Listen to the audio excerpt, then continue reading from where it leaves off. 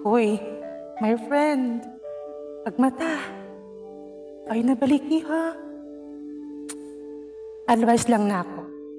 Nakalayo na ka itong sitwasyong maong ayaw na baliki. Kaya nakabalo na gani ka kung unsa ka nasakitan. Unsa ka kabukat o unsa ka lisod sa imong yagian kaniya. Unya, imo pang balikan? Kaya kung bubalik pa ka, murara sa kipili ni mo otro nga masakitan ka. Lugay naman unta na naayo o nakamove on mo kasing-kasing. Sa bagay, di ta ka masisikay o sahay, matintal man jud ta mo balik.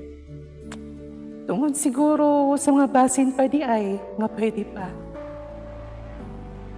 Pero, kung imong lantawon, maong nakalayo ka to kay gipili nimo ibuo imong kaugalingon ug ampingan imong peace of mind.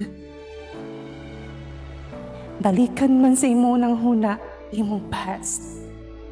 Pero ayaw tuguti, balikan imo kasing-kasing para otro kapasagatan otro. Una-una, friend na. Una-una.